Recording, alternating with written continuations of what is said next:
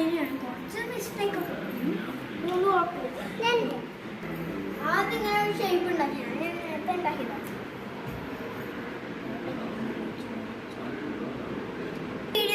കേരളത്തിലതുകൊണ്ട് light ഉള്ളത് കൊണ്ടാണ്.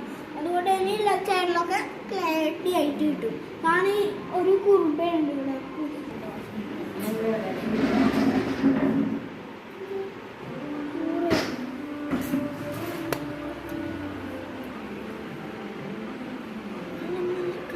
കാളേനെ കൊണ്ടുപോകും.